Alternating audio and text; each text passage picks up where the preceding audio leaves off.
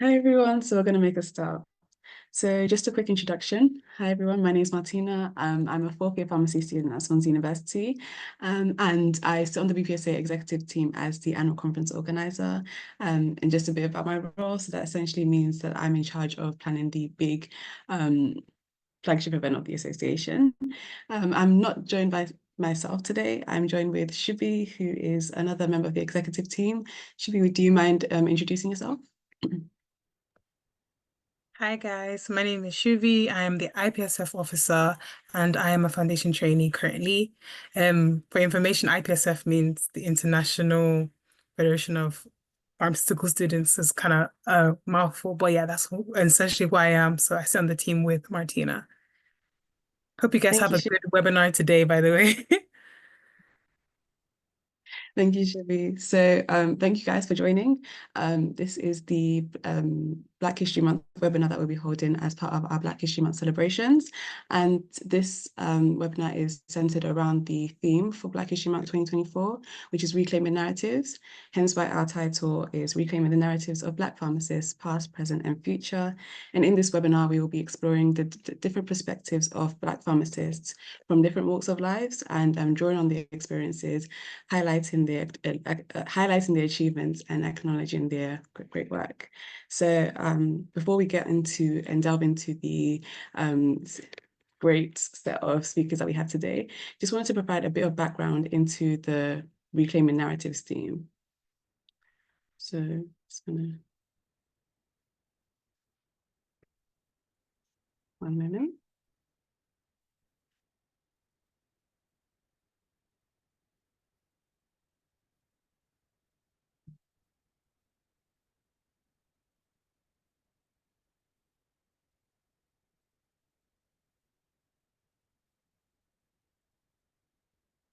Okay, technical difficulties, but here we got in there in the end. So reclaiming narratives. So what does that mean? Reclaiming narratives is quite broad. It can mean a variety of things to different individuals. So I went a bit old school and decided to break down the phrase into two words. So obviously reclaiming is the present participle of the word reclaim, which essentially, according to Cambridge Dictionary, means to take back something that was yours.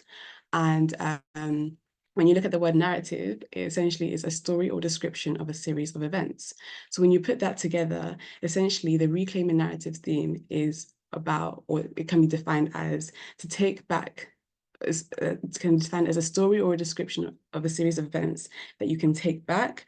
Obviously, that's been rephrased to make it flow and sound inspirational, but essentially the whole idea around the theme is to highlight the different stories and to put the spotlight on them, but also making sure that they're put in the perspective or shared in the perspective of those who have experienced them, and not in the perspective of those, or not in the perspective of others around and what they may expect of it.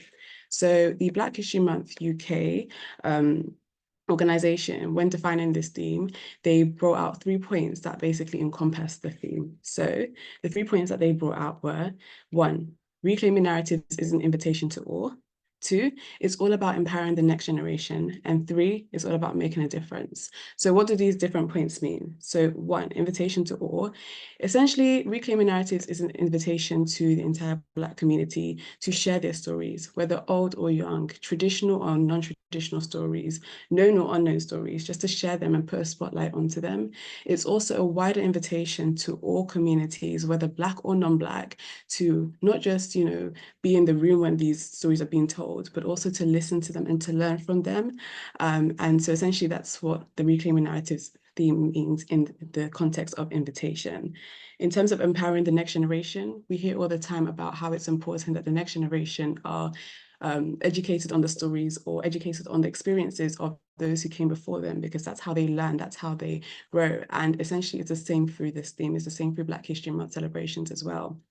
It's important that the next generation are aware of the mistakes or even just the experiences that those who came before them went through. That way they're educated, that they are aware of what they would have done better and how they can improve as well. So that's essentially encompassing the empowering the next generation. And then making a difference is all about making sure that we don't just have a theme during Black History Month. We don't just say, okay, it's Black History Month, it's October, but we actually we're proactively working towards meeting this theme.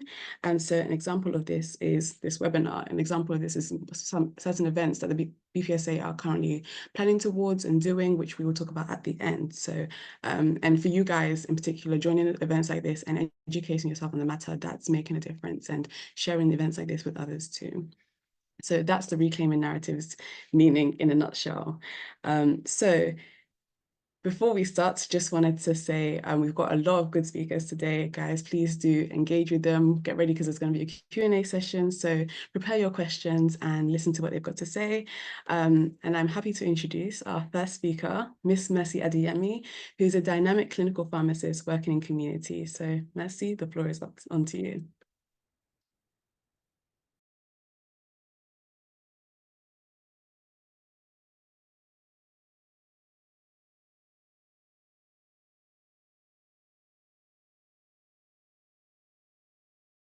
So sorry, just 1 minute. No worries, take your time.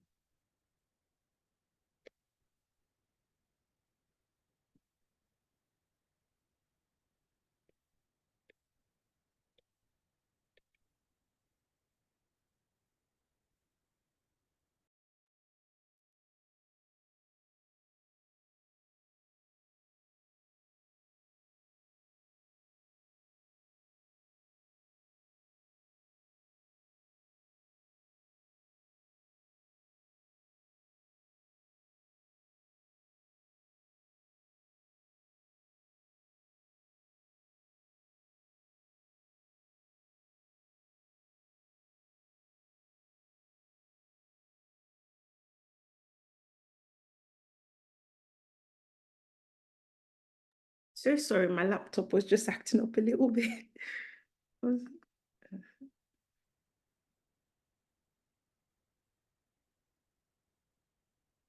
Okay.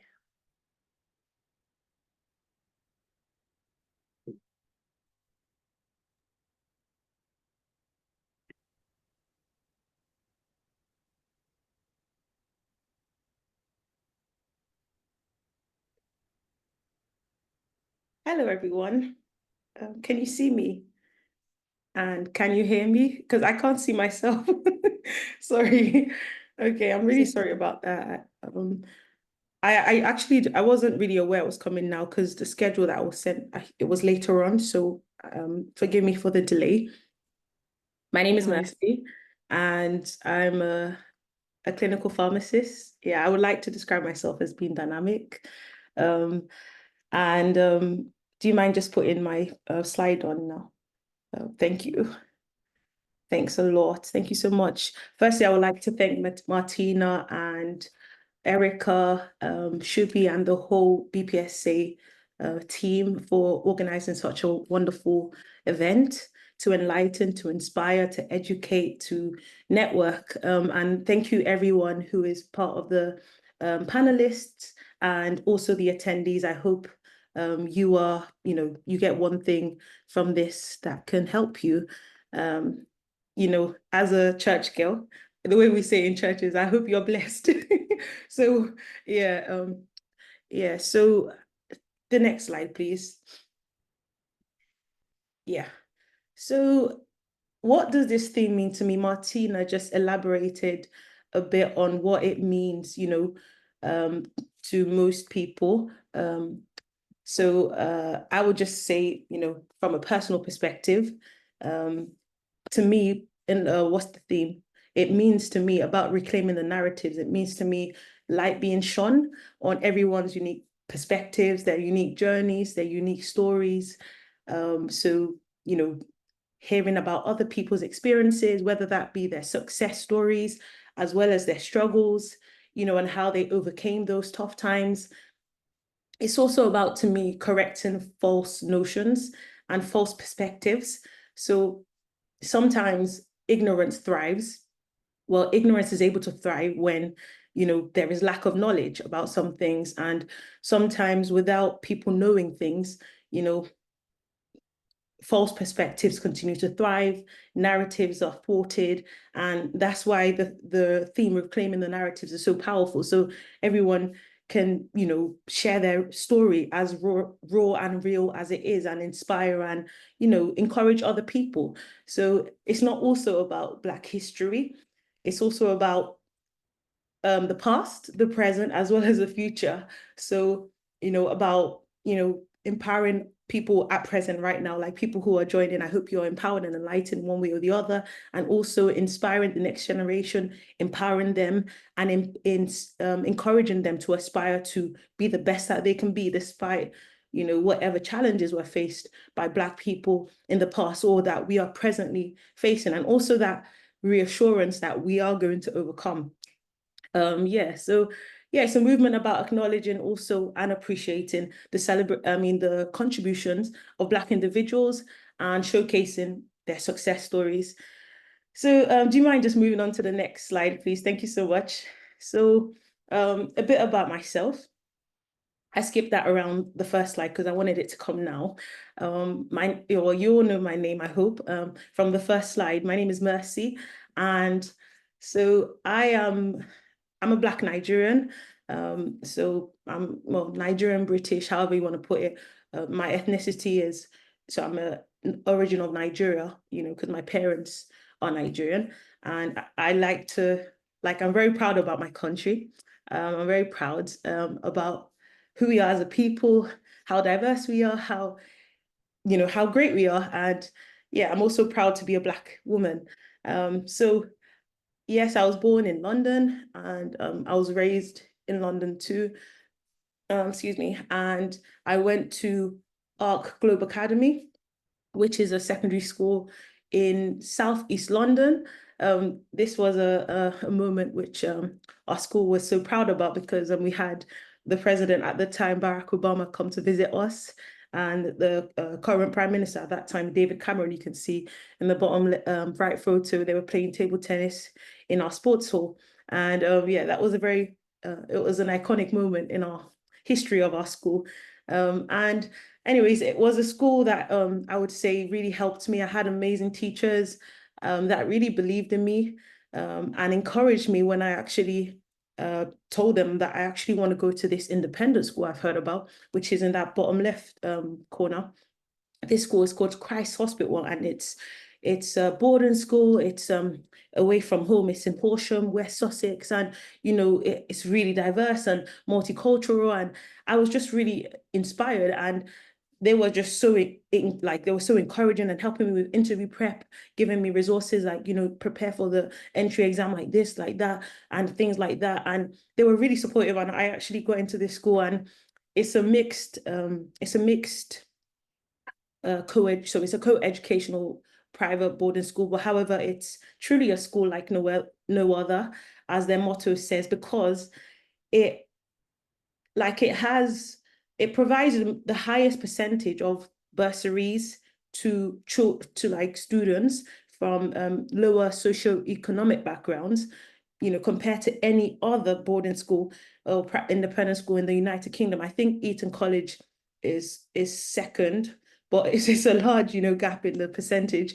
But yeah, so, and, it's international. We have many international students. The school fees, my school fees, I was offered a bursary, and most of my school fees were paid because my parents weren't able to afford the fees. The fees are quite expensive at the moment. It's like, it's about 30 something thousand for one term.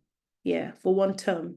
Yeah, so it's really expensive. That's to board there. But anyways, going there from, coming from a state government secondary school, going into a private education environment that many people from, my background weren't able to, was kind of the first time I was like, wow, like, oh, so that's possible. Like, oh, wow, okay, because it wasn't like a path like I had seen someone really follow from my background. So I was like, okay, well, truly with God, all things are possible, because I was surprised because the person who actually told me about the school didn't unfortunately get it, and I got it, and I was like, wow.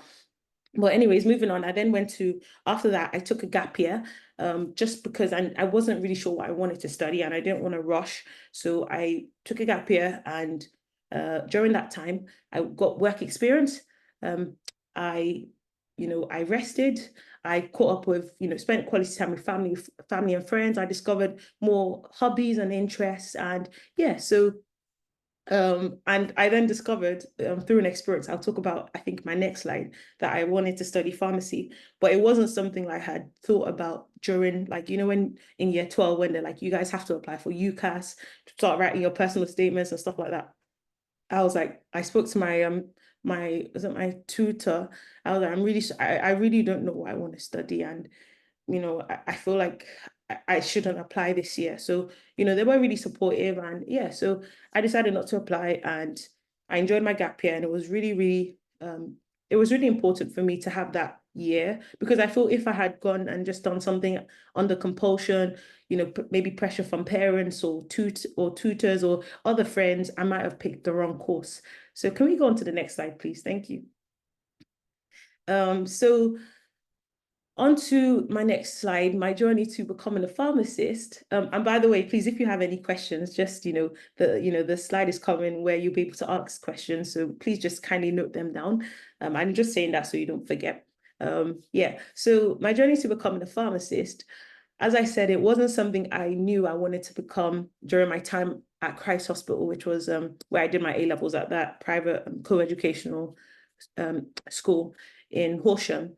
I knew I really enjoyed the sciences, and I thrived at the sciences, and I was good at maths. I was good at, the sciences as well. I also had a good understanding of economics, because I did economics just the first AS level. And, after that, I was like, should I study like a healthcare related course? So I was like, I got experience at King's College Hospital. I also, during my gap year, I got experience like as a healthcare worker, in mental health. I also did some healthcare support work in a rehabilitation unit at Blackheath.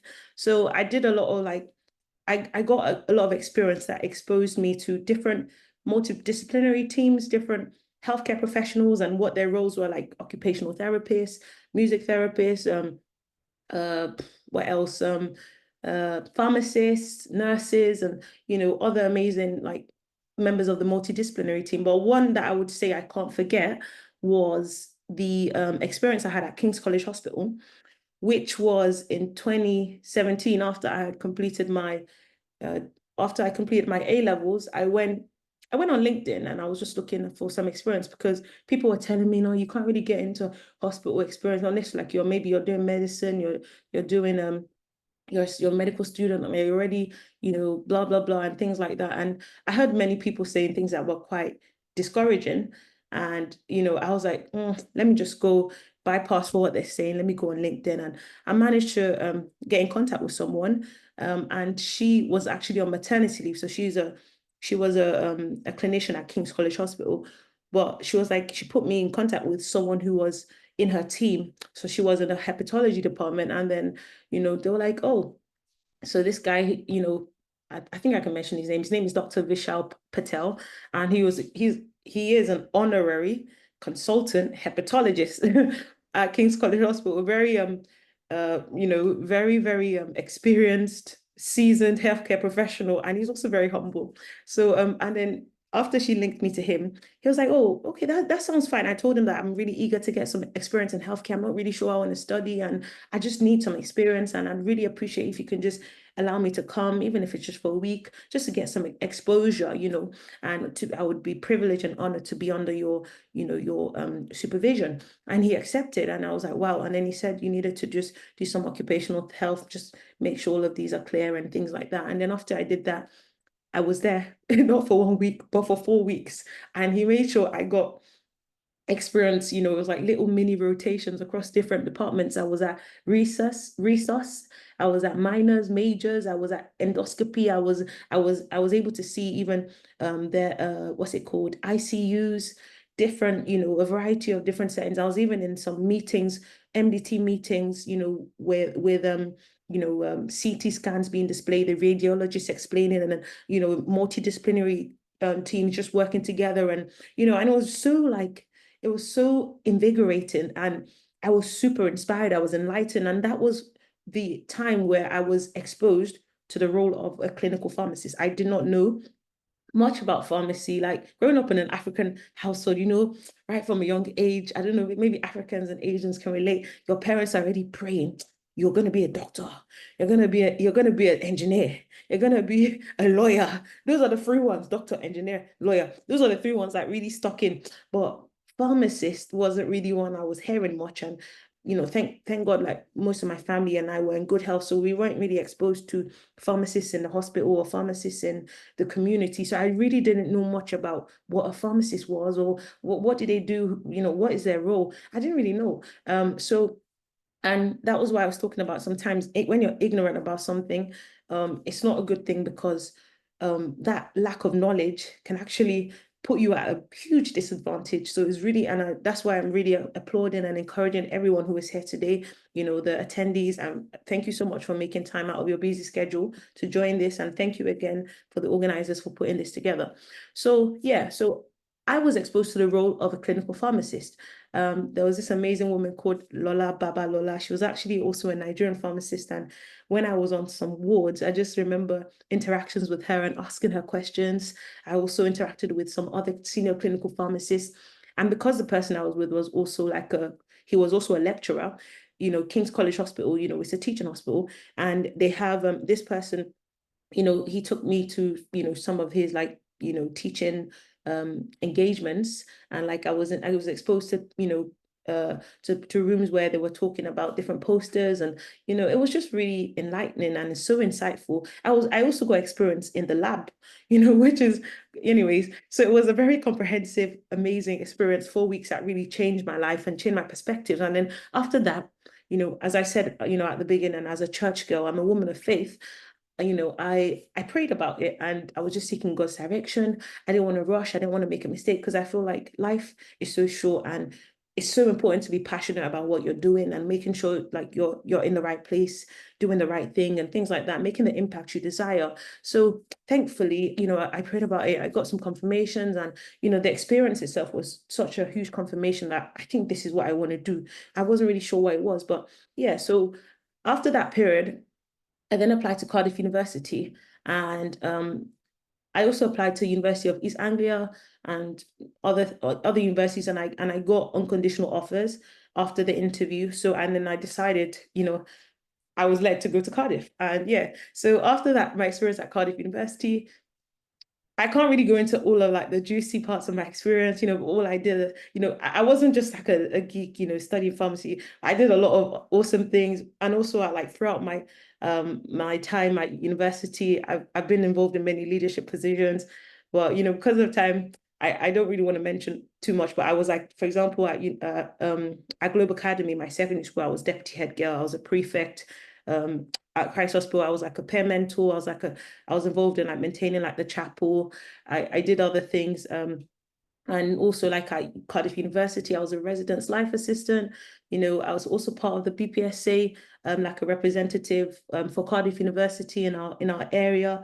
I did, quite a lot of things, nice student champion and gospel choir, many other things. So, but I can't remember everything, but I just feel like I have to mention it because it's so important to be well balanced. And even as you're pursuing those things you really like, it's important to,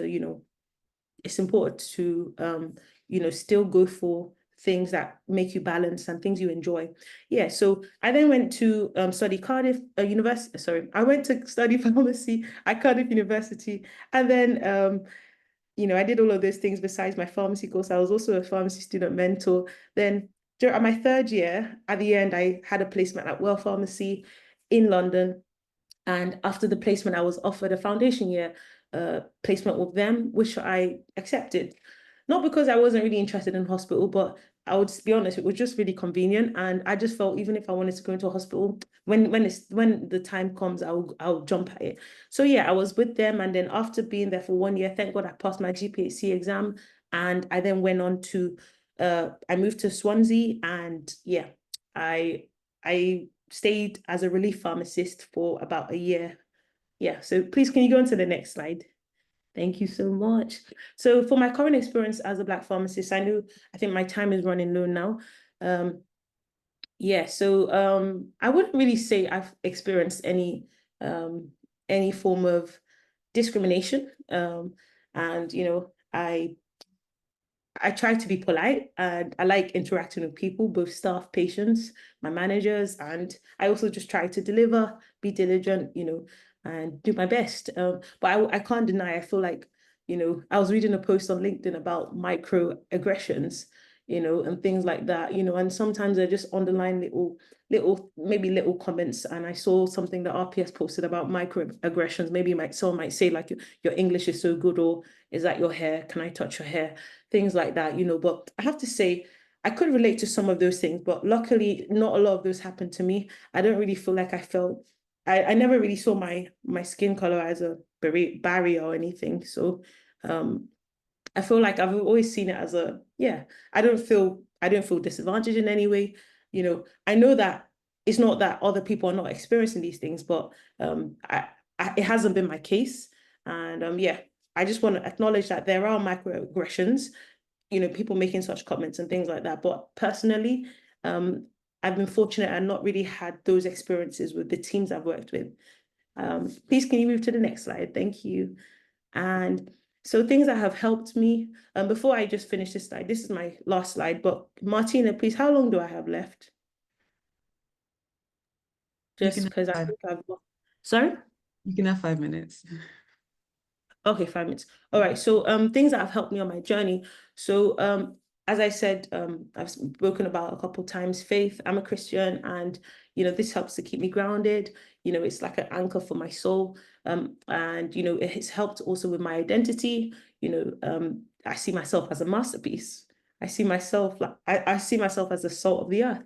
Wherever I go, I enhance. Things must improve. I see myself as light. And I can't be hidden, because wherever I go, whatever is dark, there must be brought to light, and things must shine, and things must get better. So it's really helped me with how I see myself, my perception.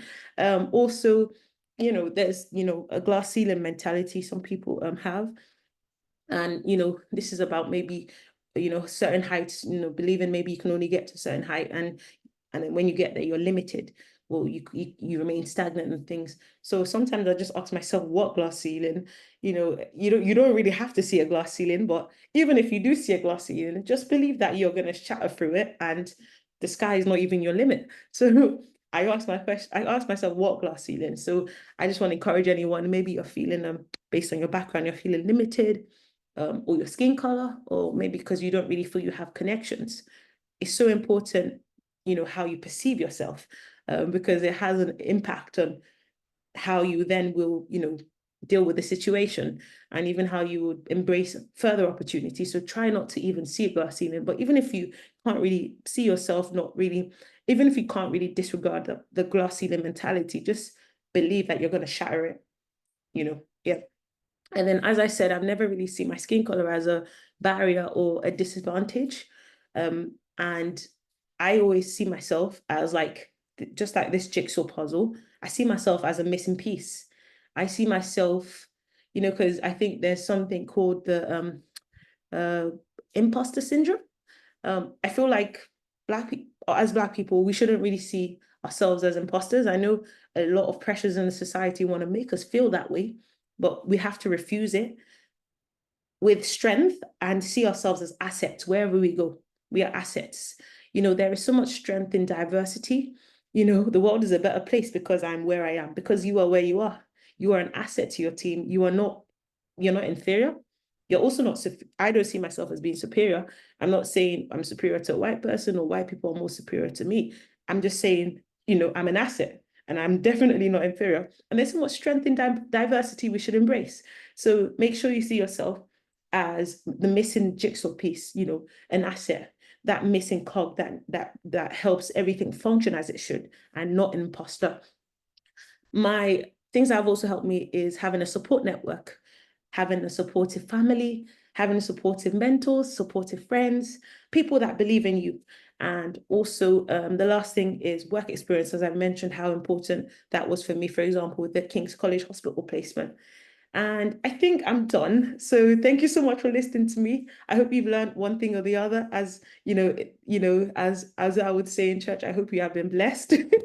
If you have questions, please throw them at me. Or I don't know if you're allowed to do it now. I'll hand it over to Martina. You can just put the any question slide. Thank you so much, everyone. Thanks for listening. Thank you. Thank you so much, Mercy, for sharing your story. You're welcome. Thank you all for having me. Thank you. Definitely. So if you guys have any questions, just keep a hold of them because we'll have a Q&A session towards the end. So you'll be able to ask Mercy and Charles and also Aman any questions you may have.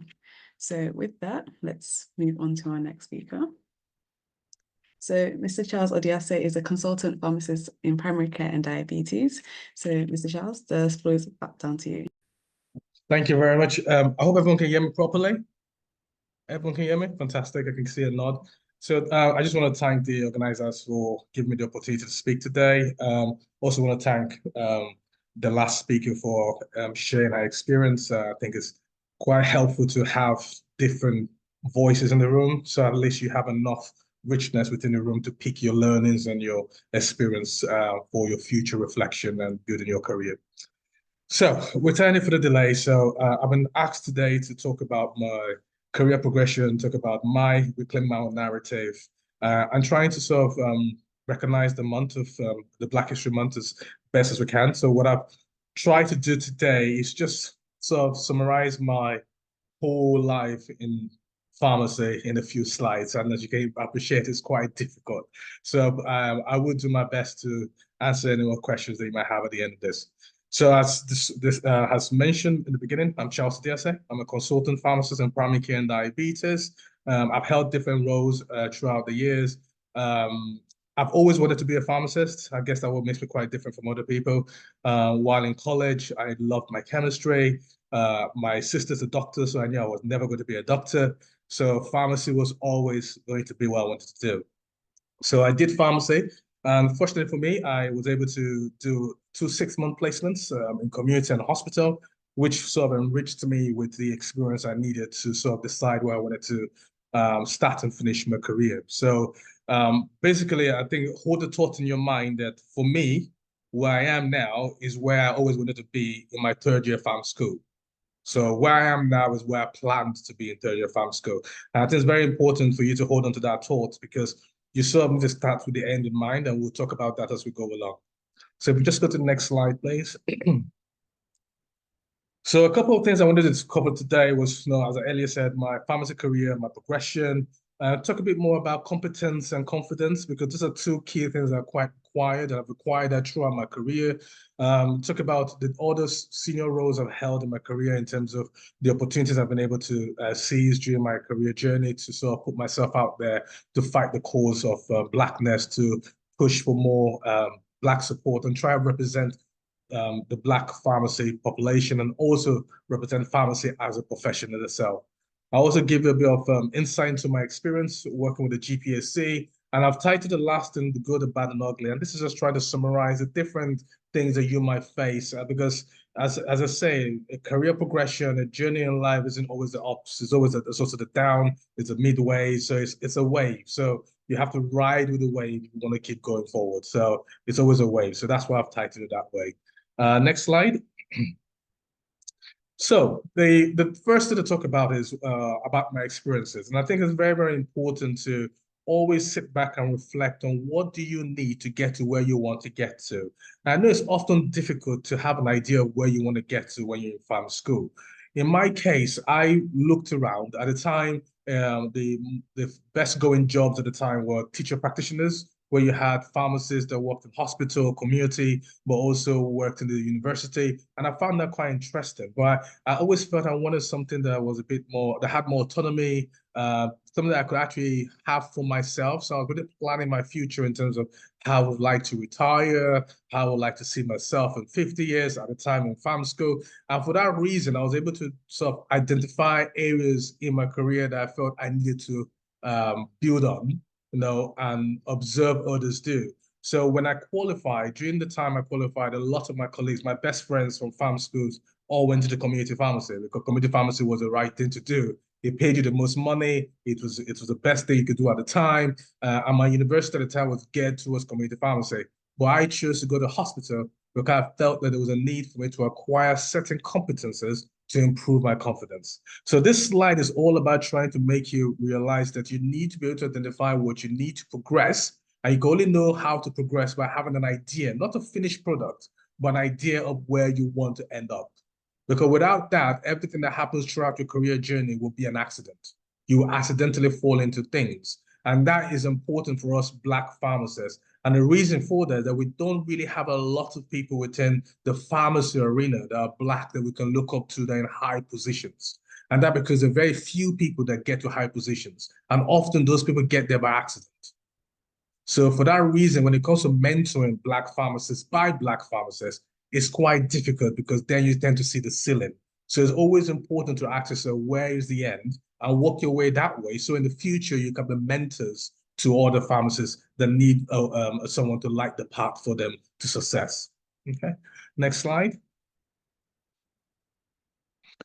So in my career, I've sort of advanced in my pharmacy career. I'm more of a specialist and a generalist now. When I qualified, as I said, I worked in hospital, I had some community experiences, but the goal was always to specialize. And the reason for specializing was because, as I said earlier, I wanted a lot of autonomy to be able to do things I wanted to do and not to be restricted. So again, if you just put in the slide animation. So my first university was Bradford University. That's where I got my MPharm degree. I also got my master's in pharmacy from Bradford. I did my independent prescribing in Reading while working in a hospital. And then I did my specialist training in diabetes from University of Leicester. I then now went to the Montfort University where I now did my generalist training, so to become an advanced clinical practitioner. And when I did this at the same time with my MSc in diabetes at the Leicester Diabetes Center, which is one of the best centers for training and development in diabetes. The reason why I put all of this here is that you need to have an idea where you want to get to. To be able to do my diabetes specialist training, I had to resign from my job. So I resigned from my job, took a loan out of the bank because I knew what I wanted to do. Okay. So these are risk taking, and this is where the confidence comes into it. The more competent you are, the more clearer you are about where you want to get to in life, you'll feel more comfortable about taking calculated risk to improve your career progression. Because nobody gets to the top without actually taking calculated risk. Okay? Because breaking the ceiling, as our last speaker said, requires you to take a risk because the glass could actually fall on you as well. So making sure that you're well prepared to take those calculated risks is important. And one of the ways you do that is making sure you're competent enough as well as confident enough to actually chase your dreams and goals. Next slide. So this slide was just to put together, moving away from the clinical expertise and special expertise. It's a very important slide to me because no one really told me about this when I was, building my career. And this is something I fell into, because you need to learn to seize unpaid opportunities. And often we struggle to do this because most of us share from us from the Black community, you're either looking after a family member, you're either sending money to Africa if you have family back home in Africa, you're either trying to get a nice car, a nice job. There's so many things playing up in your mind that you don't actually have enough free time to free up for unpaid opportunities. But I don't think there's anyone that you will meet, regardless of the color of your skin, that are in senior positions that haven't taken up a lot of unpaid opportunities. Because through those opportunities, you build networking, you also build leadership skills and management skills, which are essential. Because clinical skills, which I showed in my last slides, are great, but clinical skills can only take you so far. You need that network, you need that leadership, you need that management practice to be able to command the room, to be able to be attracted to senior positions, senior opportunities. Because sometimes in career, power comes without money. So it's not always about money. It's about having a position of power and influence to make change, which is all about what we're talking about in Black History Month, is the ability to make change. It's not always about money, it's about position. And so for myself, I took the opportunity, as you can see from the photos, in 2017, I was the third pharmacist to be selected into a leadership and management program by Diabetes UK at the time, which was part of my specialist training, but also leadership and management training. In my cohort, as you can see from the photo, we were only 2 Black individuals in that cohort. Okay, the other lady on there, which were quite close friends, a consultant dermatologist, and myself, a pharmacist. Again, one of the issues we had with this program is that there were very few Black people that put themselves forward for it. And that's always the case, regardless of what you look at within pharmacy, outside pharmacy, there's always a shortage of Black people being able to be qualified for a position or being able to put themselves forward for a position. Fast forward to 2022, we again, they arranged another program as well. There's a leadership program. As you can see from the photo, I'm the only Black person in that photo. And it might sound nice, okay, you're the only Black person in that photo, but personally, I feel there should be more. You know, and that was one of the things I did when I worked with Diabetes UK to try and improve that engagement with Black healthcare professionals, to encourage research in Black populations, to improve that overall care in my specialist area in diabetes. So it's very important. As you can see, I've listed a couple of things I've done in terms of unpaid opportunities, but I think the key message here is seize those opportunities. It's not always about the money. It's about the networking it's going to offer you, the exposure it's going to offer you, the leadership and management skills, which often your MPharm degree doesn't give you. And without those skills, you will still remain grounded. You won't be able to break the ceiling. Okay, next slide, please. So in regards to my proudest moment, because I think it was very important that we mark milestones as well. That's probably something that, again, I struggled with as a younger pharmacist, but I think it's very important that, you know, we stay very, very, we recognize the efforts that we make as individuals and as a collective. And I think it's something we probably can do better going forward beyond the Black History Month, but actually recognizing ourselves, our achievements as a group, so that people can feel that actually I can aspire to do something similar. So the photos on your screen was my greatest achievement to date, which is basically being a chair of the Diabetes UK International Conference, which happened in April this year.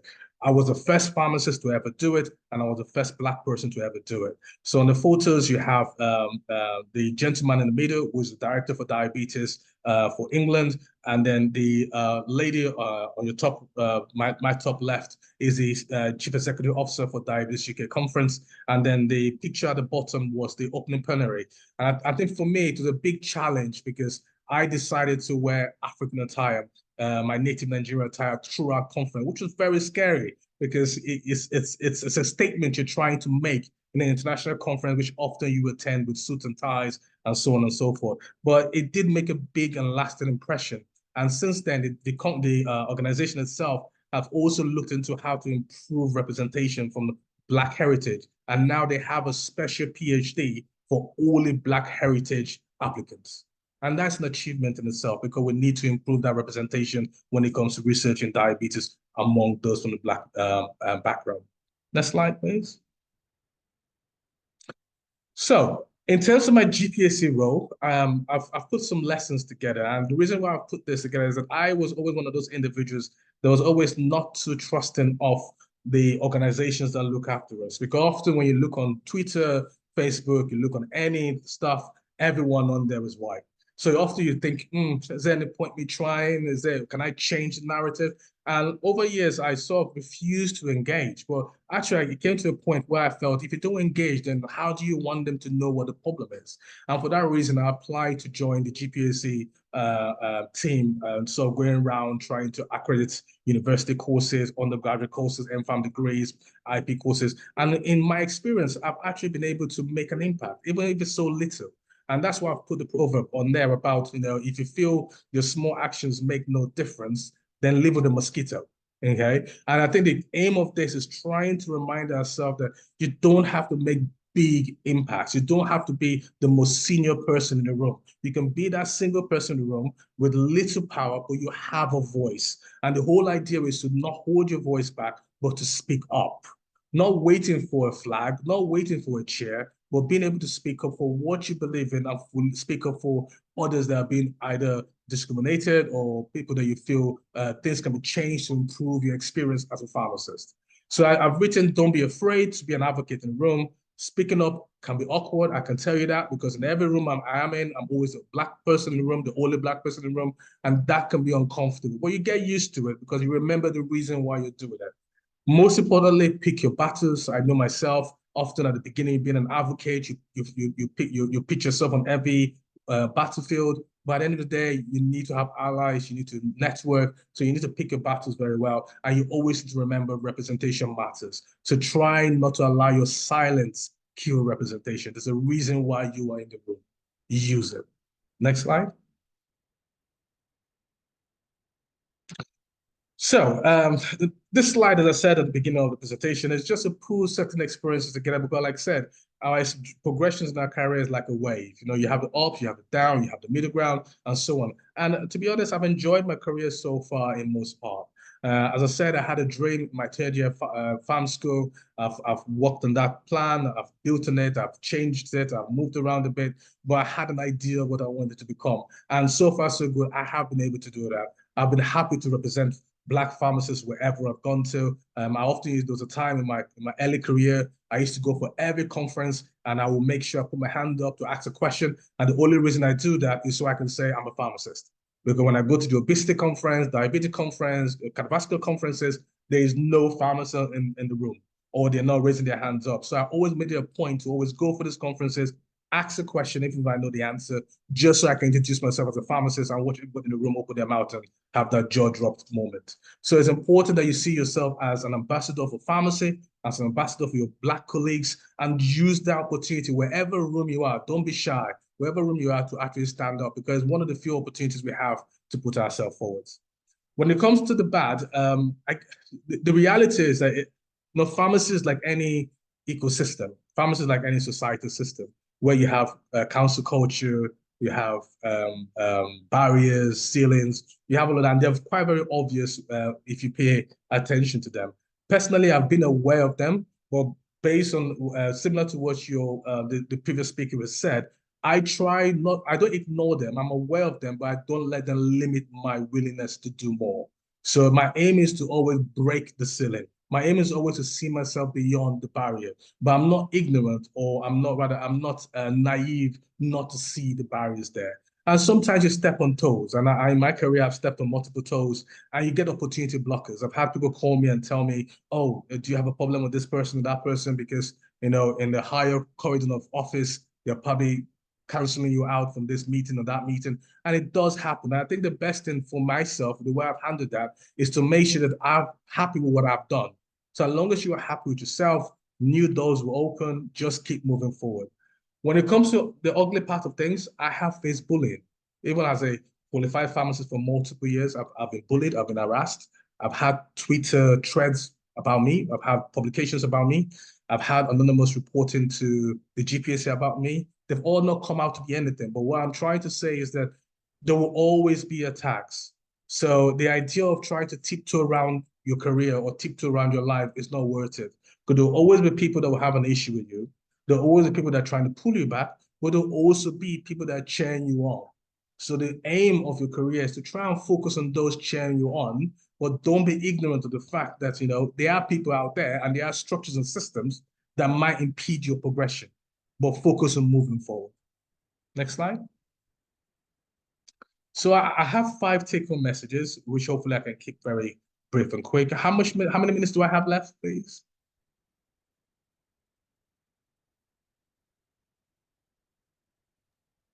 You can have 5 minutes for the take-home message. Okay, so I have 5 take-home messages, and it's just and I've sort of highlighted the key areas I want you to focus on. And for me personally, getting to the top of my career wasn't about being the best person in the room. Getting to the top of my career was about making sure there was somebody that someone could look up to. So as the saying goes, don't climb a mountain for the world to see you. Climb a mountain for you to see the world. It's where you are there as a light stand, so other people that look like you or going through difficult times that you've gone through can see someone they can actually hold on to and aspire to become. And it's very important that you keep your integrity together. It's not all about compromising, it's all about collaborating. Allyship is not about compromising your value. Allyship is about collaborating to create a bigger thing. So it's very important that you remember that. It's not about taking the easy routes, it's about making sure that you hold true to your integrity. Next slide, please. The other proverb, which is an African proverb, again, is something that's kept me going, and it's all about being resilient, okay? Don't be confused by the ceiling. There's always a ceiling. You see it or not, is there. And the whole idea is don't let yourself keep staring at the ceiling to the point that you're afraid of breaking the ceiling. Always see beyond the barriers, you know? And the way you get through that process is maintaining your resilience, you know, maintaining your self-confidence. And that's the reason why I started the conversation by saying, competence and confidence, they go hand in hand. You know, if you improve your competence to training and so on, and improve your confidence based on your training and experiential learning, you would then have the ability to take calculated risk to break those barriers. But the saying goes, in the dance of life, find your own unique step, find your own way, and let resilience be your rhythm.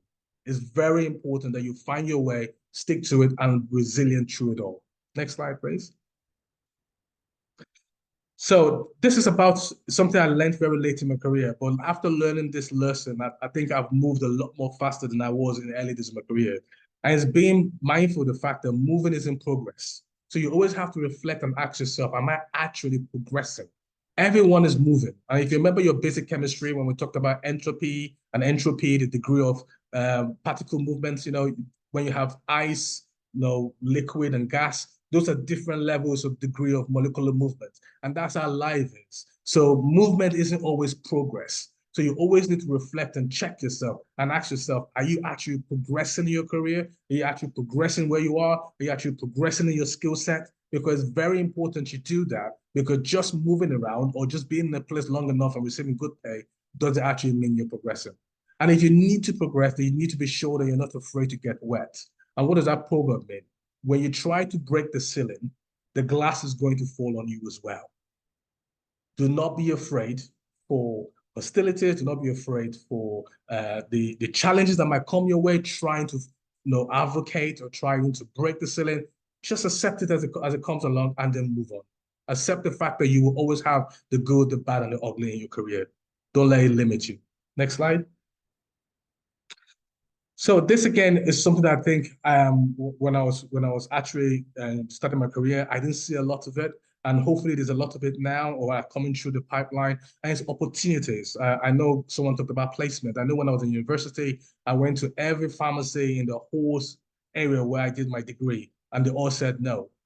And I'll go back to uni and I'll speak to my classmates, and they all had placements. You know, and I started thinking, is this a discrimination thing or whatever? And so it's always important that as an individual, you're not just thinking about seizing opportunities, but you're creating opportunities. See yourself as a creator, not just a consumer. See yourself as a producer, not just a consumer, because that's what we are here for. There's not a lot of us in senior positions. There's not a lot of us with positional or influential power, but we can actually look to be that. And by doing that, create opportunities so other people coming after us can actually find it easier to get that placement, easier to have a roadmap to become successful. So it's important that you don't see yourself as someone that needs help, but someone that's going to position themselves to be able to offer help. And as the saying goes, the African saying goes, the best way to deal with a lion is to actually cut it down into smaller pieces. So don't look at the bigger picture. Just see the big picture, split it down into small pieces, and take it one piece at a time. Okay? But see yourself as a person that's going to create opportunity for others. Next slide, please. This slide, which is my last take-home message, is about making sure you believe in yourself.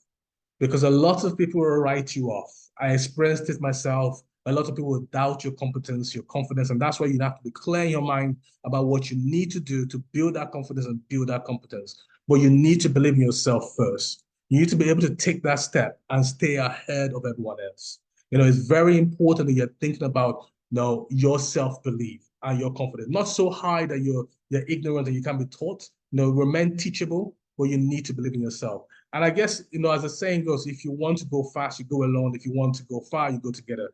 That's equally important. But from my experience so far, it's very important that you're mindful of who you're going together with. Because not everyone you're going together with is going to the same place you were going. So at times, you need to review that and ask yourself, do I need to go this alone? Because together doesn't always mean united. And sometimes being together slows progression because you're pulling everyone along. Sometimes you have to be ahead, so you're a lamp on a hill, so people can actually see you and move forward to you. So I'm not saying that you should be someone that doesn't think about the bigger picture or the wider community, but you need to see yourself as an ambassador of that community. And if you're not working in the right people to move together with, then you might have to go it alone. Next slide, please. So, final words. Never be afraid of being the only Black honest person in the room. I've underlined the word honest, and that's because there are so often you get Black people in the room, it doesn't make any change. Often you get tokenism. Often you feel so worried and being and so shy or a bit awkward in the room that you just what's the word, conform to the narrative in the room. Be honest. Be strong. When it comes to coaching and mentoring, my personal view is find a coach. The reason for this is that in my time when I was training, probably a bit different now, in my time when I was training, there were very few Black people in senior positions that I knew. Okay. And the ones that were there got there by accident or by certain favors and privileges that are not automatically given to every Black person. So for that reason, when you get mentored by someone, you're often mentored by someone that doesn't share your same challenges, doesn't share the same ceilings you have, doesn't share the same privileges you don't have. And for that reason, you could get that frustration in mentorship. And often, sometimes when you get mentored, the mentor keeps you below where they are. So I'm not saying that's all the same for all mentors, but you need to be mindful of what you ask for. I believe in coaching because coaching is about making you the best you. And anyone can be your coach. Coaching is about maximizing your opportunities, maximizing your potential. It's all about you rather than the person supporting you. But either one is good. It's just you being mindful of the implications of when you're either getting a coach or getting a mentor. Next slide, please. Yeah, and that's it for me. So happy to take questions. Hopefully that's been helpful. But yes, happy to take questions. Thank you so much, Charles, for sharing your story and sharing those take-home messages. I'm sure everyone would agree they're very impactful. So we're going to go into a time of Q&A now. So if you have any questions, feel free to put them in the chat or the Q&A function. But yeah, we'll be taking questions, and I'm going to hand over to Shubi. Shubi's going to be leading this session. So Shubi, over to you. Hi guys. So yeah, please feel free to put your questions in the Q&A section and then we'll have the panelists answer you. I just wanted to say to both Charles and Mercy, thank you for your insightful words, and it's honestly inspiring to obviously receive all the wisdom that you guys have experienced over the years and receive it in this form of the webinar. So I just want to thank you guys again for agreeing to come and speak to us. So we'll just take some questions if there's any. So I have my own question, so maybe I'll sneak that in first before everybody else's question. So in terms of like a young person that's going, for myself, for instance, I'm a foundation trainee.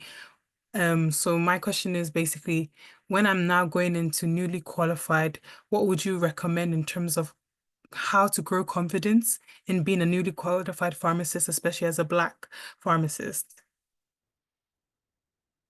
And yeah, feel free, Charles, Mercy, you can answer the question. Mercy, do you want to go first? Since you've just been qualified, I don't know if you want to go first or you want to go first. Yeah, sure. Let me just put my camera on, sorry. Hi, can everyone hear and see me? Yeah. Okay. Shubi, thank you. That's a great question.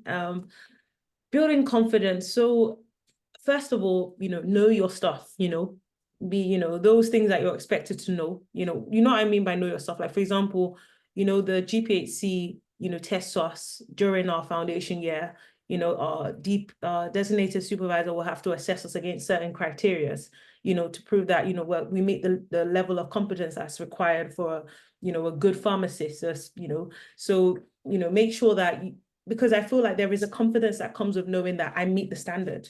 I'm not substandard. I'm competent, and you need to be able to reassure yourself against what is expected of you. So, and in addition to knowing what is expected of you and trying to make sure you meet those competence requirements, all of those criterias, GPHC standards. I think the GPHC has about 9 standards about expectations of the pharmacy professional. Make sure you're able to collaborate, effective communication, things like that. I don't remember all of them, but also in addition to, knowing your stuff and, meeting the GPHC standards, I would say also just trying to go the extra mile in one way or the other. That doesn't really necessarily mean even in your, like, reading the whole BNF, because I met someone, I remember, no shade or anything, but I remember during my training and I was preparing for the exam. This was maybe like in May. I was like, oh, how are you preparing? She said that she read the BNF.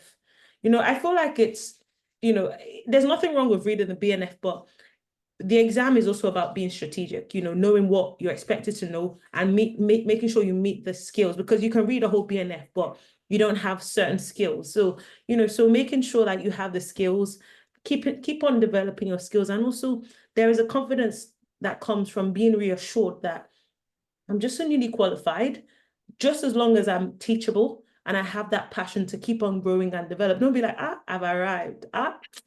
Once I see that pass on the exam, I've arrived.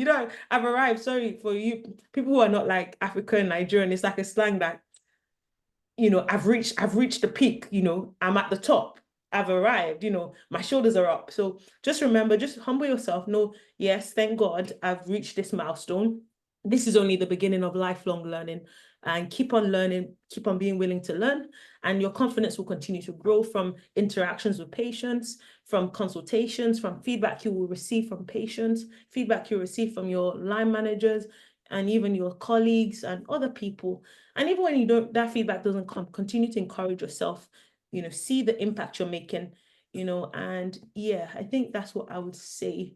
So yeah, I hope that helps.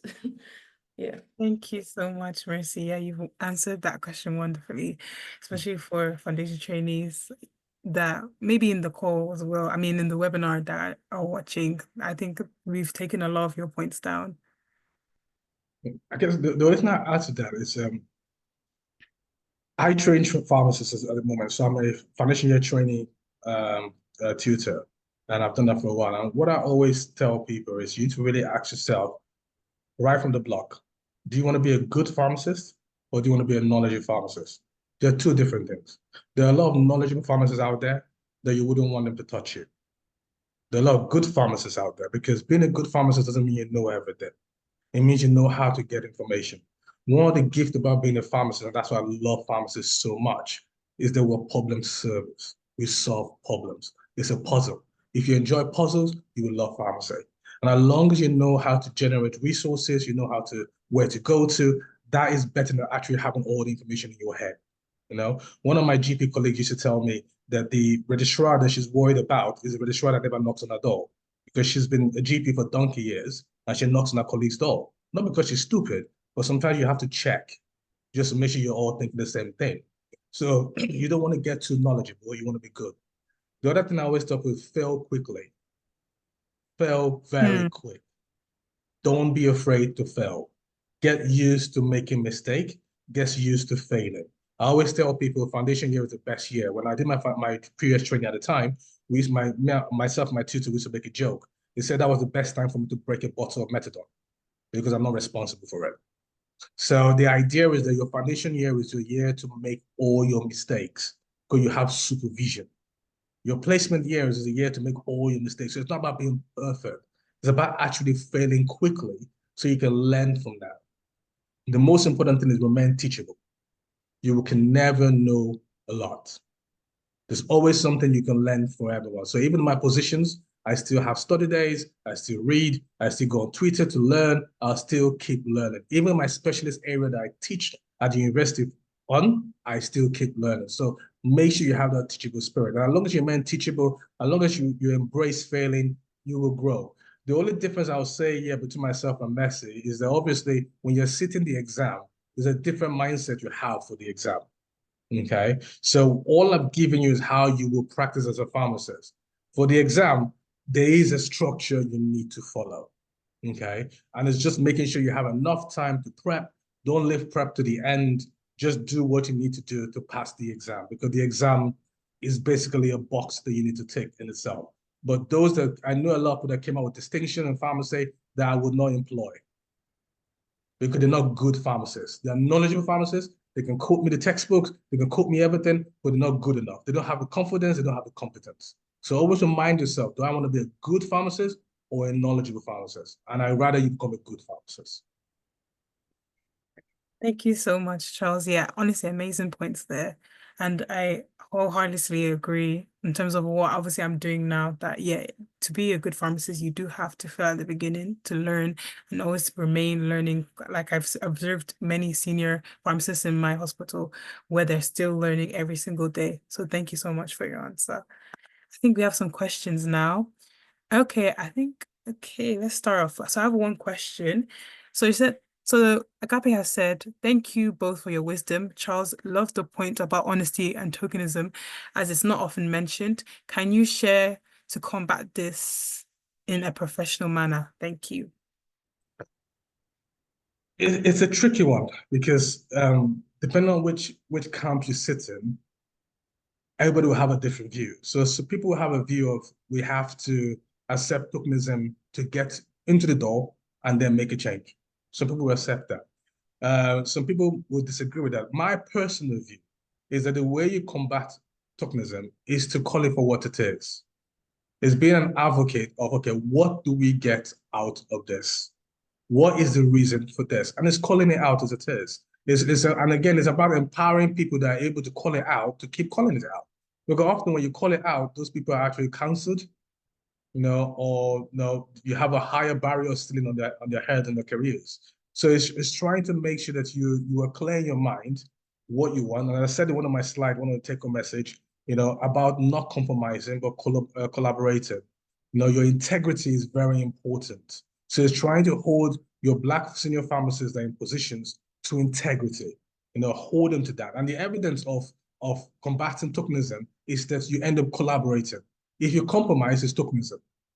When somebody tells you, okay, fine, wait next year. Okay, yeah, we're looking into this. Okay, yes, we're looking into this gap and this and that. And we've been looking into it for 10 years, 20 years, 15 years. We're still looking into the same thing. We've employed all of that in itself gives you a picture of tokenism. What you really want is change. How can we build this together? What building blocks are in place? So the evidence is in the pudding. So for me, that's how I personally tackle it, is by advocacy. And if you have the position, it's by demanding clarity. If you're in a room, you demand clarity. I've done that on multiple occasions working with the GPSA, where, some conversations occur in the room, and I ask for clarity, and I insist for clarity. I'm happy to be that odd guy, that difficult guy in the room. I'm happy to be that guy, as long as I get clarity for what I need. And it's very, very important. And as I said, that takes time, because you need to build your confidence and you need to build your competence. Once you have that, then you can command the room. I hope that answers the question. Thank you so much, Charles. We have another question that says, what would you like the future to look like for the profession with regards to being inclusive of Black heritage? I think I'll direct this to Mercy.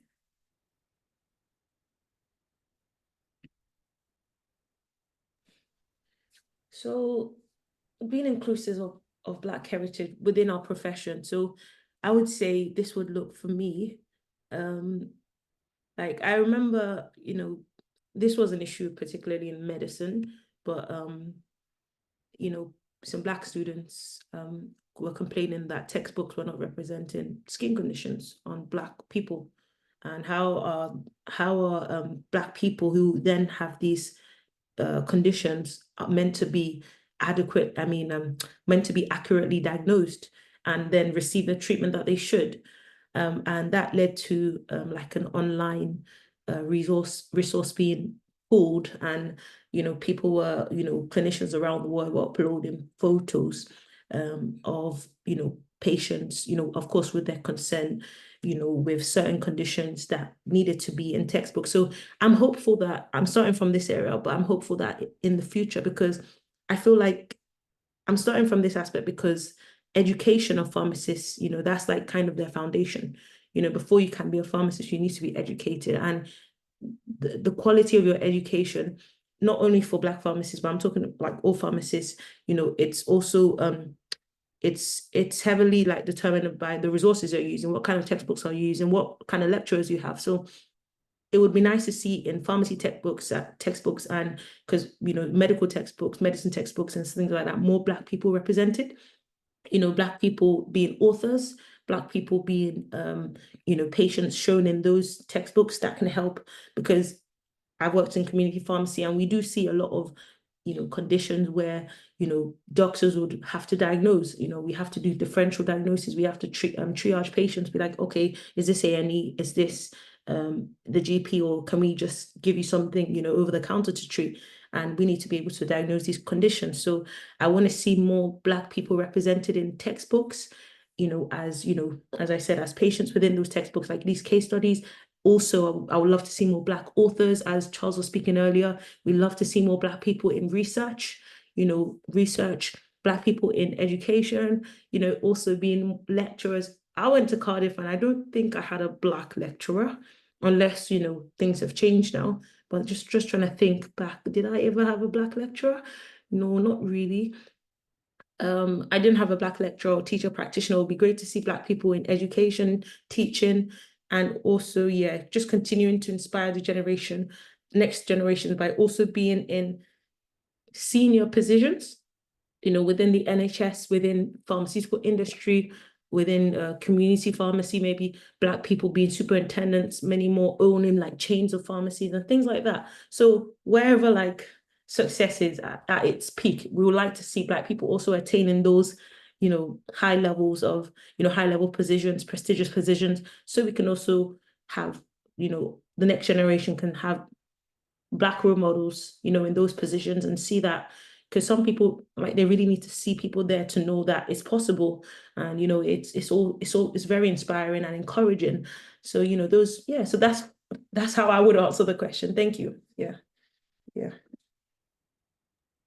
Thank you so much, Mercy. And we have one last question from Maisha. What steps do you believe are essential for the pharmacy profession to take in order to promote inclusivity and diversity? So I'll give this to any of the panelists to answer, if both of you want to answer. I'll probably take a bit of that. Mercy can add to that, so give us some time to breathe from the last question. I think there are a couple of things we probably need to remember. The GPSA is trying its best. There are a lot of goodwill to make changes to improve inclusivity. I think we're probably in a better position now than we were previously. So I don't want to jinx it, and I don't want to sound negative. But I guess the most important thing to if I can rephrase the question, is that what are you going to do as an individual to improve this? Because we've waited years and years for people in power to do it. And often people in power don't look like us. So you can't ask people that don't know how to navigate your part to design your part for you. You have to step up and do your part. So I guess, yes, switching the question ahead is, what are we going to do in terms of advocacy, in terms of role modeling? I believe this question is sort of linked to the last question in a way, because it's more of a collective approach of what we'll all have to do to improve policy making, policy writing, improve the exams. For those of you that have probably been involved in different things in pharmacy, you would have known that the GPSA announced recently about shortening the course length for OSPAP pharmacists, so pharmacists coming from abroad, which largely are from either India or Pakistan, I believe it is, and Nigeria, basically. And that in itself was a well-fought battle in itself, to try to create that idea that all the pharmacists do have skill sets that they can offer. They don't have to be penalized for not having a pharmacy degree in the UK. So what I'm trying to say is that is using positional power, getting those people that that are up there, holding them accountable, holding the GPS accountable, holding the RPS accountable, holding every society accountable, making sure that you are able to play your own part. Because once you start to do that, those in power will have to listen. The idea of waiting for people in power to make a difference for you is quite challenging, because often what happens is it gets kicked down the grass.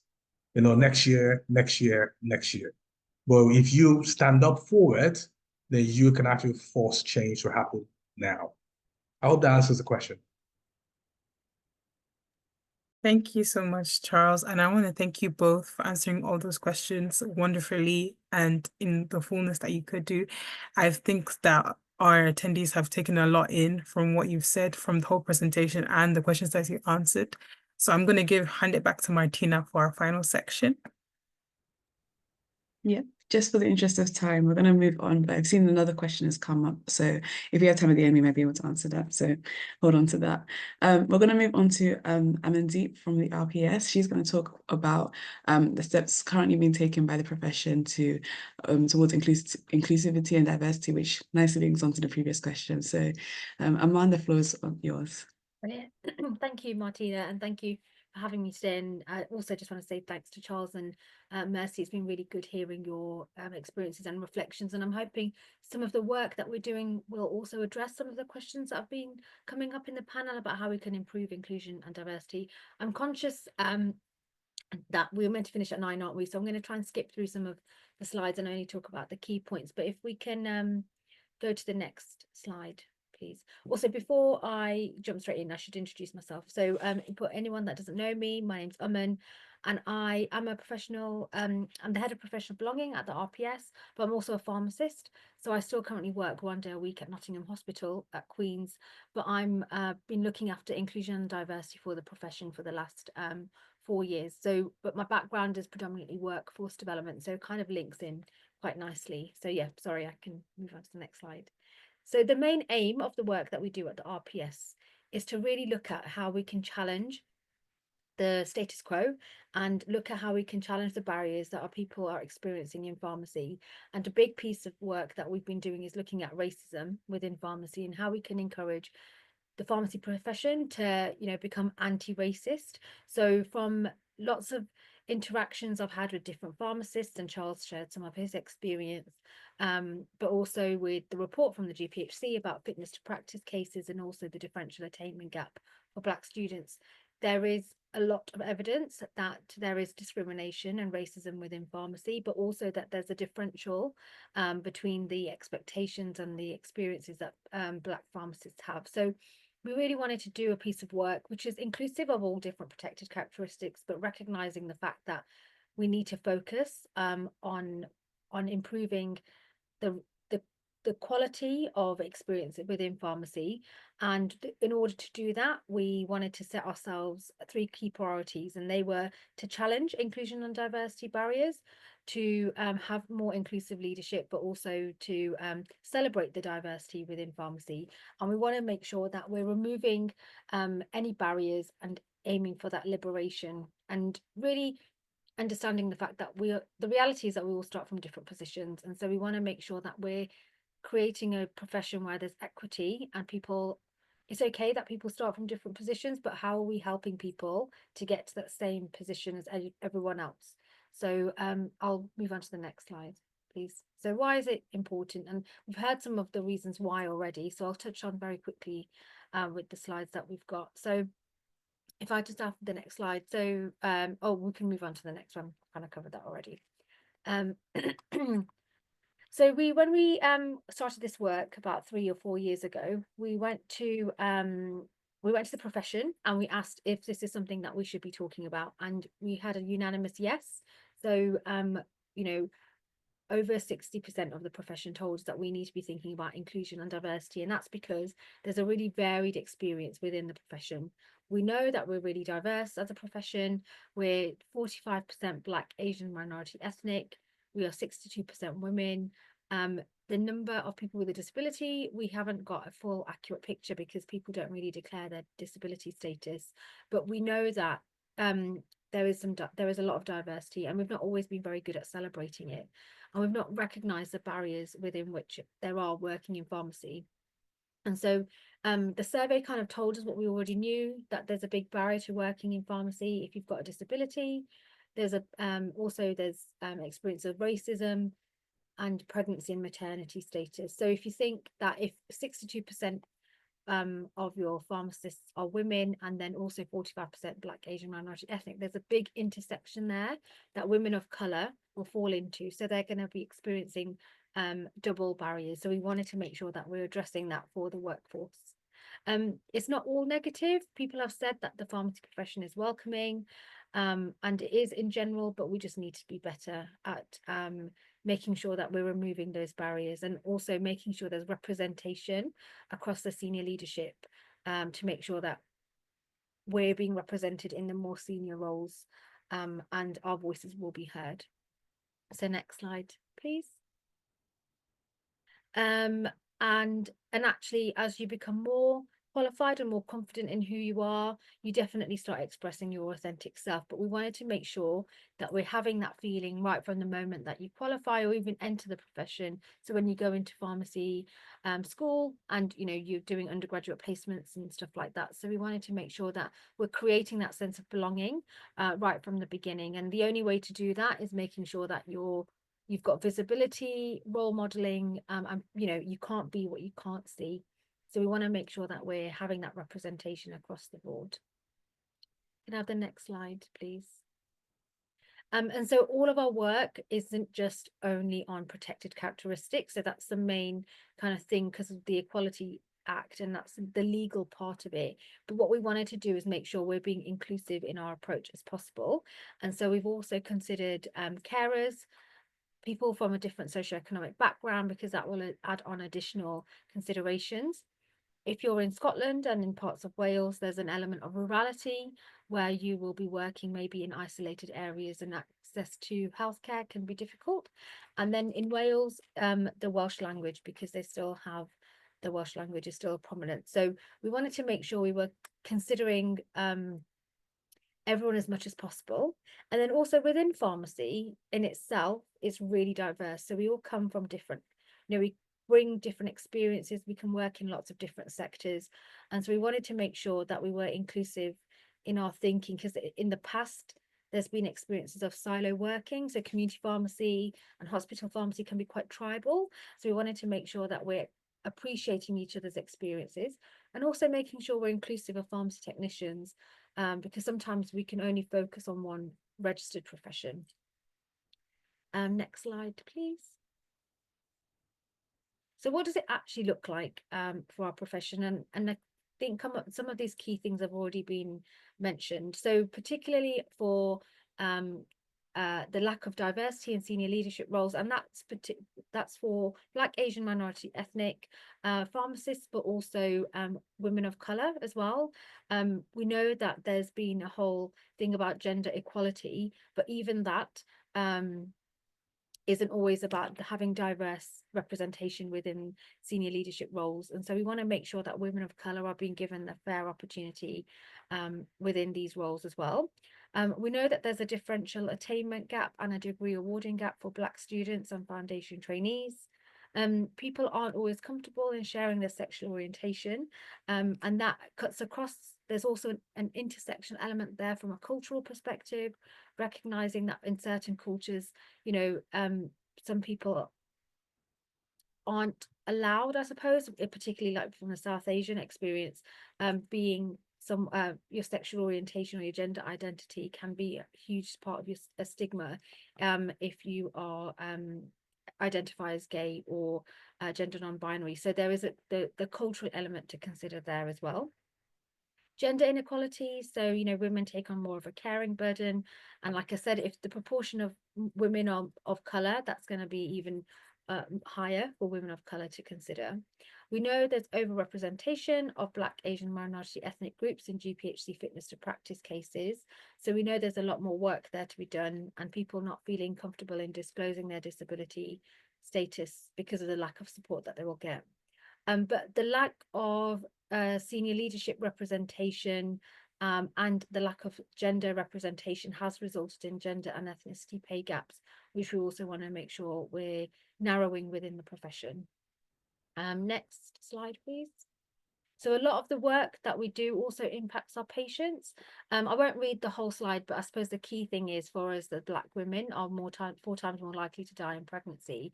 And as pharmacists and pharmacy teams, we need to be thinking about the roles that we can play in supporting that and addressing that, and also thinking about how we can make sure our curriculum is diverse so that we have knowledge of how conditions present on different skin colors, because that's still an area that needs improvement. Next slide, please. So actually, what does it look like in pharmacy practice? So you might have had some experience of this if you've undertaken placements or if you're in your foundation trainee year, but some of the things that come about when we're talking about inclusion and diversity for our patients is that we might get asked about medication advice, particularly if people are fasting during Ramadan. They might want to know how to take we will want to proactively give them advice about how to take their medication safely and making sure that they know how to manage their condition throughout that period. Talking about women's health, people will be presenting from different backgrounds with different women's health conditions. So there's not just an element of talking about women's health more, but also thinking about that cultural element. So in South Asian communities and I know in the Sudanese community, because I've worked with a pharmacist from the Sudanese community, there is actually no word for menopause. So how do we work with different communities in addressing some of these health inequalities, particularly women's health, where some of it might be taboo and it's not something you talk about openly, and particularly not with your community pharmacist or your hospital pharmacist or GP practice pharmacist. Access to medication, so thinking about actually, are people able to even go and get their prescription? Do they have a GP registered? If they're asylum seeker or refugee. So thinking about actually, are we enabling that access to medication? The care that a patient might receive in hospital. So this is drawn from a personal experience. There was a South Asian woman with COVID that she was in a side room. She was from India, so she'd never had an interaction with the NHS before. And her daughter came to visit her, who's from Canada. So no understanding of how the NHS works and what's expected, but she was looking after her mum because she felt that she wanted to. So bringing her own food, because obviously food is important culturally. But the nurses were really, really dismissive, and they thought that the patient was being difficult and annoying, and the parent and the family were being intrusive. But actually, culturally, it's a really important part of wanting to be there for your elders and wanting to give them home cooked food, because this lady from India is not going to eat a jacket potato.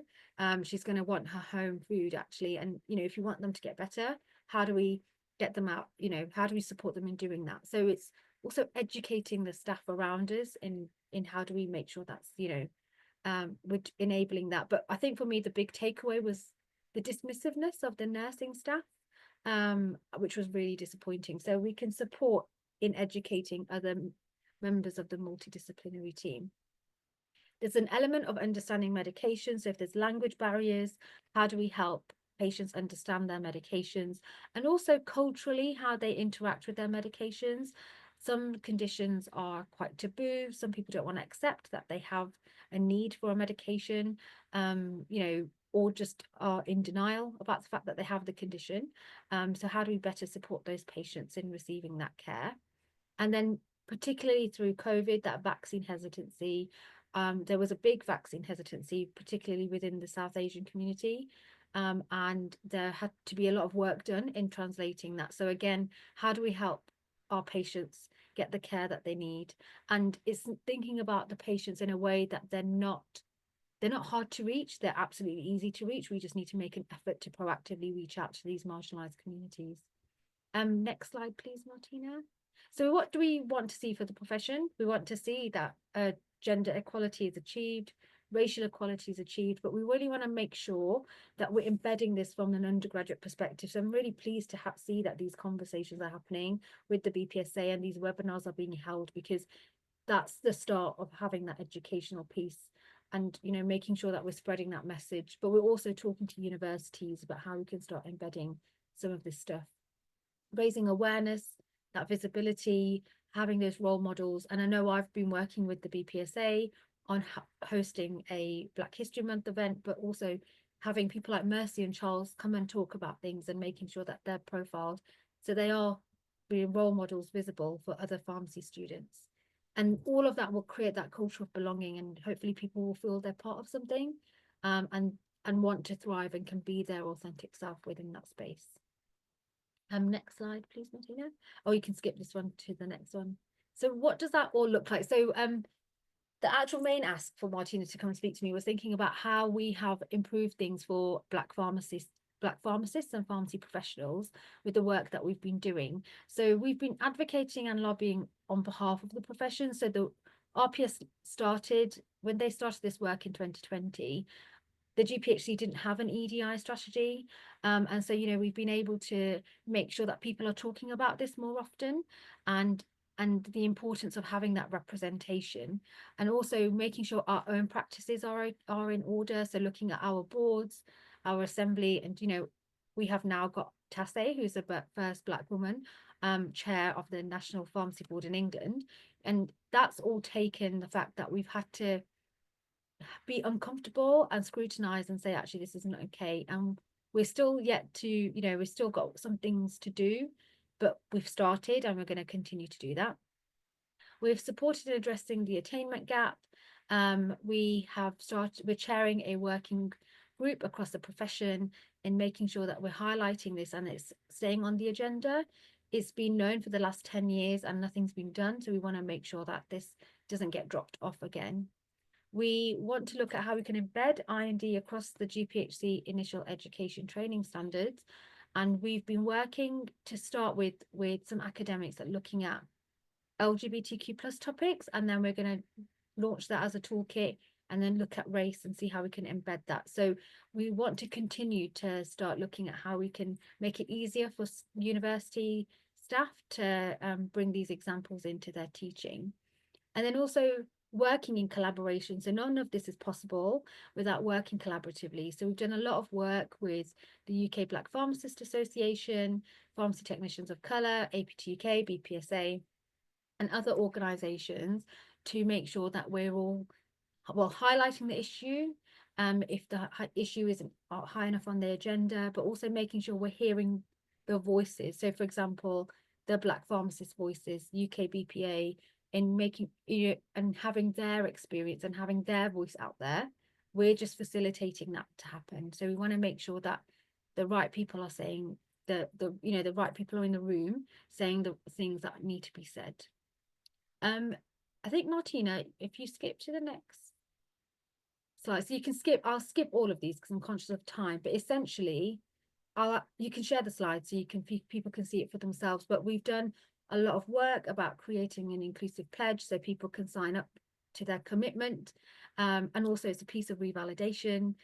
We've put out resources, you know, making it easy for people of what to watch, what to read, what to listen to, and in broadening their experience and their horizon when it comes to stuff like this, because this isn't for us as the RPS to educate people in terms of spoon feeding them with this. This has to be self-driven, and you know, there's a lot of resources out there for them to do that in a way where they can, you know, read a book that they might not necessarily haven't normally picked up, or watch something that will show them the experience that you know, they don't understand. So we've try to make it as easy as possible for people. We've also got blogs. I think you can skip to the next one, Martina. Yeah, blogs from people like Marvin who have had experience of you know, how his accent has, you know, how he's been treated because of that. Some pharmacists from different backgrounds sharing their experiences, and also profiling pharmacists to showcase those role models for others, and running Black History Month events, because actually why not? And last year was the first time you did it face to face, and it was such a nice feeling. And Debbie, who was a past BPSA person, you know, she was quite emotional. It's actually really lovely to see that, you know, this is the first time that there's been so many Black pharmacists and pharmacy professionals in a room, and why is that? And that's not okay. So we need to be doing more of that and encouraging more of this to happen. And we've developed a microaggressions guide as well, to educate people. So if you skip to the next slide, Martina, so which is what I think Mercy had seen on her social media, educating people about what's okay and what's not okay. Lots of excuses about it's only banter, it's only a joke, but actually some of this is really uncomfortable. And instead of telling people why it's not, well, what you shouldn't say, the resource also goes into why it's not okay and what you could be doing instead. Again, trying to make it really easy for people so that there's no excuse to poor behavior, but again, a helpful resource if people feeling like they're being treated this way, and at least it kind of reflects back what people are experiencing. I think I'll stop there, Martina, because the rest of it's very much the same, and I'm conscious it's 9:10, and I did say I was going to do it in 10 minutes. So, but yeah, so that's a really quick whistle stop into what we've been doing at the RPS, but always happy to be contacted after if you've got any suggestions, ideas, or things that you just want to know more about. So thank you. Thank you so much, Arman, for sharing that. It's good to see all the work that the RPS is doing in terms of changing the profession and altering it so that it's inclusive of Black pharmacists.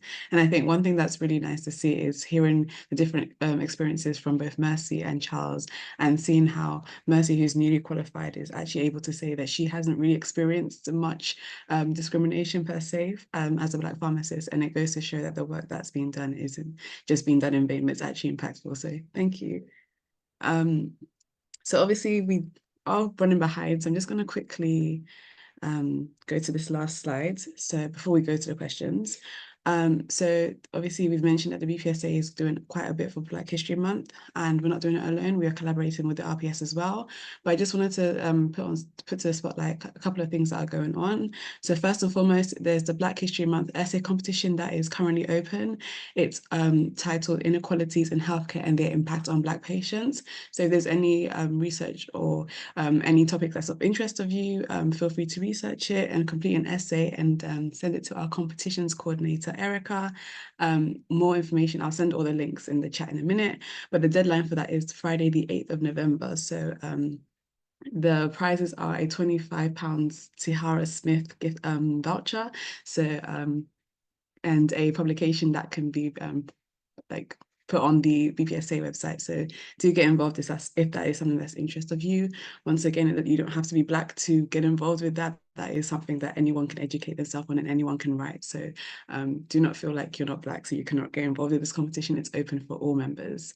Another thing that the BPSA and RPS are doing is an RPS Black History Month celebration event. And actually, Arman, since you're in the room, would you be happy to give a bit of detail on that? Yeah, of course. So we're having this joint collaborative event with the BPSA, the Guild of Healthcare Pharmacists, UK Black Pharmacists Association, who else? The Female Pharmacy Leaders Network and Pharmacy Technicians of Colour, and APT UK. So it's a profession-wide event that's being hosted at the RPS building, and it's free for everybody to attend.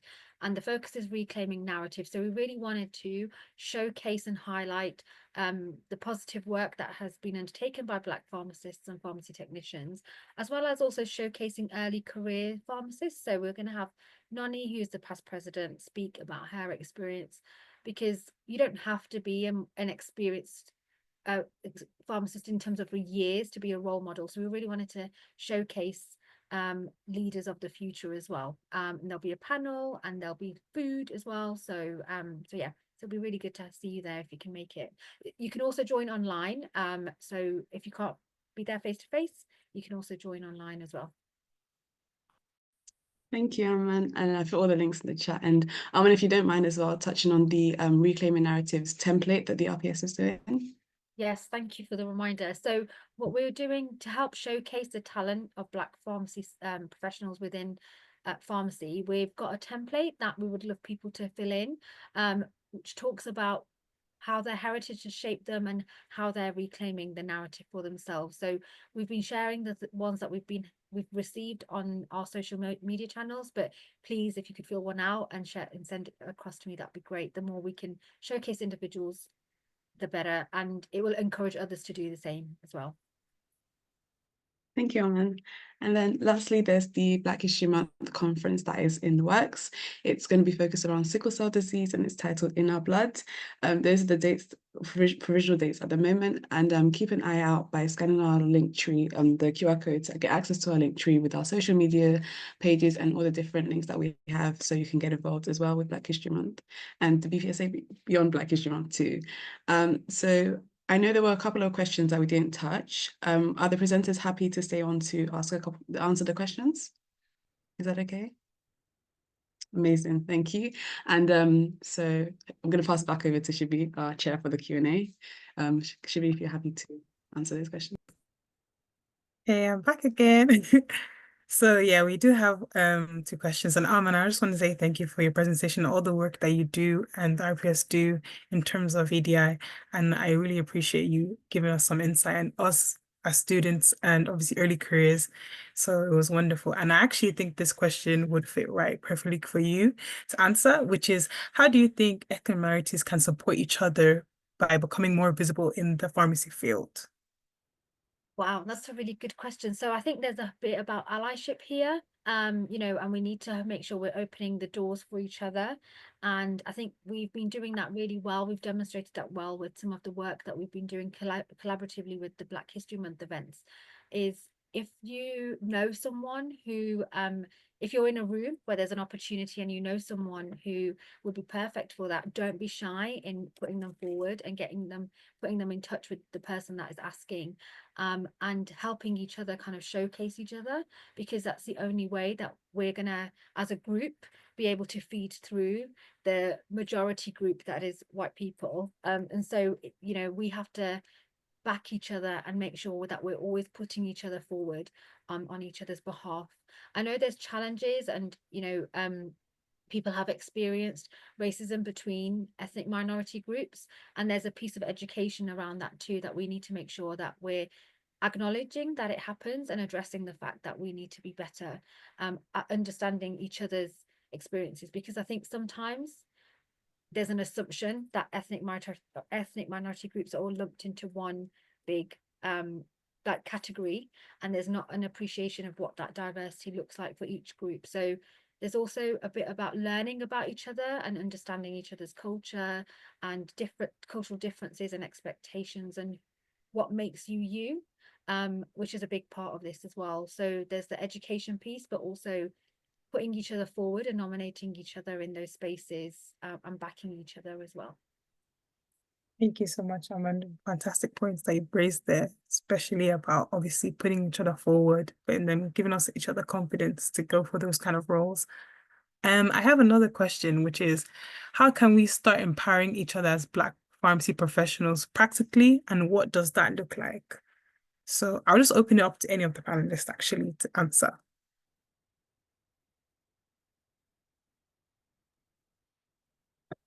I'm happy to go, and anyone can tip in. I think practically, like I said earlier, I think one of the most important things that we need to do is to role model the change that we want to see. So I think the first step is role modeling that change you want to see. So, like I said in my slides, is seizing those unpaid opportunities. You know, you need to take the opportunities to be out there, to be able to be visible, to be able to get the skill set, the competence, and the confidence to actually then be able to hold the ground for somebody else to hold on to you. Because that's basically what we're trying to do. You are trying to build a pyramid. So everybody needs to hold on to somebody else. Well, somebody has to be at the top of the pyramid, and somebody has to be at the base of the pyramid. So it's all about trying to role model the change that you want to see, be true to your identity, stay strong in your vision for what you want to see beyond yourself. And most importantly, like I said in my slide, be someone that wants to create opportunity for others, not someone that just wants to consume it, because we don't have enough opportunities for everyone. So you want to be part of that creating machine, creating more opportunities for leadership, for visibility, for opportunity, and for holding others accountable. And I think it's just, again, holding ourselves accountable. Anyone that says, I represent the Black pharmacists, including myself, should be held accountable by anyone coming after me, because we are there to, in authority and in position of power, to represent you. So we can't go around collaborating on your behalf but you're not actually seeing the benefit of it. But we're just promoting our personal careers. So it's trying to get that mindset change, holding people accountable and creating opportunities. Yeah, thank you. Thank you so much, Charles. That was wonderful. So those were only the two questions that were there to answer. So thank you guys. Thank you everybody for speaking and for answering those questions and staying for longer. But honestly, I think it was worth it because we've got so much informative points, got a lot of information from you guys that we enjoyed. I think it was an enjoyable webinar. I can see it myself. I enjoyed it so much. Yeah. But yeah, I'll pass it back to Martina to do the final remarks. Yeah, just to echo what should be said, thank you to each and every one of the panelists for sharing your insight, sharing your wisdom, and hopefully inspiring the next generation. And just wanted to ask, is it okay if we share your email addresses in case anyone has any questions that they want to ask? Great, thank you. Thank you so much. I'll just put that in the chat now. Thank you to all the attendees for staying this long, for engaging, asking questions, and hopefully you learned as much as we did from this webinar. I found it inspiring, found it impactful, and we'll go back and, you know, reclaim narratives, get involved, and make a difference. So thank you. Just going to share the email addresses from the panelists. And yeah, thank you guys for joining in. Have a good night. Thanks for having me. Thank you. Thank Thank you. you. Bye. Yeah. Bye. Bye-bye. Everyone, bye.